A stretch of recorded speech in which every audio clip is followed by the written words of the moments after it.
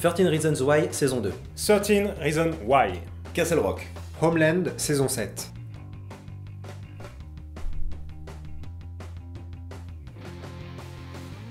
The Haunting of Hill House, du coup. Quelle excellente idée de rassembler tous les univers de Stephen King dans une série qui soit potentiellement anthologique. Et bah pas de bol, on a une espèce de série toute molle, très laide, avec une image froide qui ne marche absolument pas, qui en fait ne comprend pas du tout les grands principes de la narration et du fantastique chez Stephen King. Donc on se retrouve avec un truc d'un ennui total, en plus c'est très pompeux, en ratage intégral. Quand on regarde la saison 2, on se dit que finalement la saison 1 suffisait. Déjà parce qu'elle était mauvaise, mais alors la saison 2 c'est pire.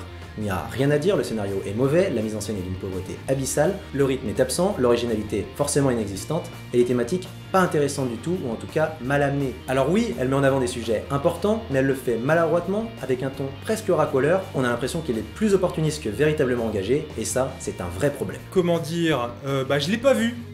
Voilà, je l'ai pas regardé. Et pourquoi je l'ai pas regardé? Tout simplement parce que j'avais trouvé la première saison totalement à chier, donc je me suis dit, il n'y a pas de raison que ce soit mieux pour la suite. Argument. Oui, cette série existe encore.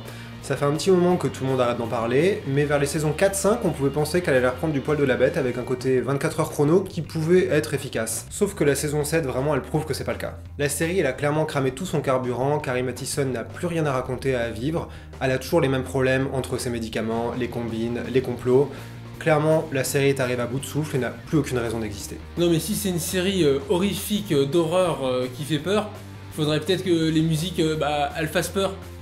Non? Puis les acteurs et les actrices jouent pas très bien. Je suis pas convaincu par ce que je dis, en fait. Oh God, no! Les nouvelles aventures de Sabrina. Les nouvelles aventures de Sabrina. L'attaque des titans, saison 3. American Horror Story, saison 8. The Romanovs. On va faire simple, c'est le truc le plus laid à être sorti, tout format et tout genre confondu en 2018. Tout simplement parce que la série use et abuse d'effets de flou ajoutés numériquement pour essayer de travailler l'image et de cacher le fait qu'il y a très peu de décors et que la direction artistique est assez pauvre. Et du coup, à regarder, c'est vraiment un truc horrible. On a l'impression d'un ado qui a voulu raconter sa vie avec des filtres Instagram. C'est atroce. Moi, désolé, mais avec un grand écran et voir que ça, parce que tout le reste c'est flou, moi ça m'emmerde. Voilà, donc c'est nul. Si on ajoute à ça une mythologie qui essaye de traiter du féminisme, mais en oubliant totalement l'héritage féministe qui provient justement de l'histoire de la sorcellerie, on se retrouve avec un truc qui est d'une bêtise, mais vertigineuse. Ça bouffe à tous les râteliers tellement c'est cliché. C'est vraiment le problème typique des séries Netflix, où il faut tenir tous les épisodes, donc on allonge la sauce, même si on n'a rien à dire, et même surtout si on n'a rien à dire. Faut arrêter de faire des épisodes de 50 minutes quand on n'a rien à raconter, entre la débilité suprême et l'inintérêt total. L'animation est pas si dingue que ça, il y a des arrêts sur image, c'est nul, c'est même cheap de faire ça. On est en 2018 quand même.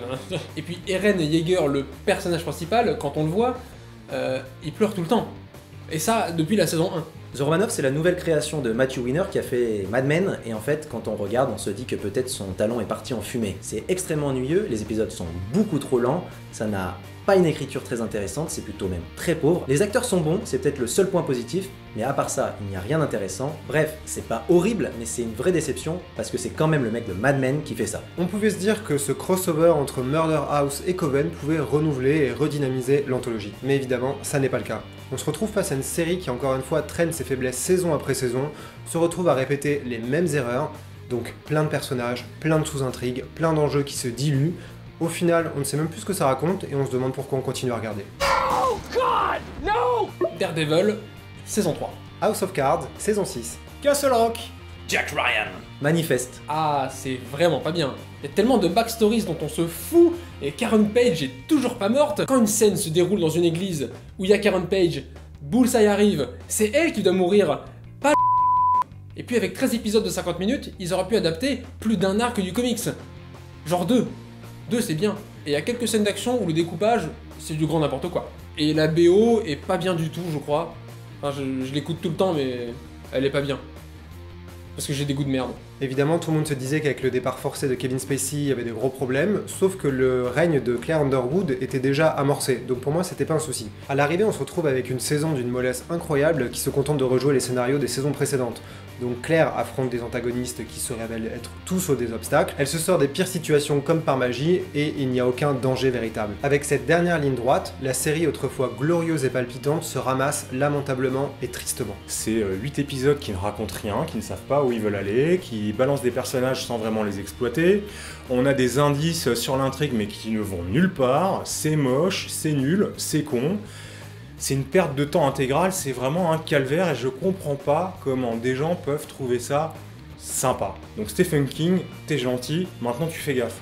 Moi j'aime bien les divertissements d'action un peu bourrins. Donc à la base j'avais pas peur qu'on me propose une série d'espionnage qui soit un peu dans ce genre-là. Le problème c'est qu'elle a 30 ans de retard et qu'elle est convaincue de nous livrer une vision du monde pertinente. Or non, Jack Ryan c'est un machin mal fagoté, mal écrit, mal filmé, jamais spectaculaire, qui est persuadé de nous livrer une vision de l'état du monde. Non, c'est juste un gros truc débile de réac. Manifest, c'est tout simplement la pire série de l'année parce qu'elle reprend toutes les séries à succès des années 2000 en pensant qu'on va pas le voir. Il y a Les 4400, Lost les Disparus, Medium, Prison Break, Fringe, il y a tout et n'importe quoi, ça n'a aucun sens, c'est mal écrit, c'est mal joué. Bref, ça a 15 ans de retard et aucun intérêt, mais heureusement vous pourrez découvrir ça sur TF1 et ça, c'est génial.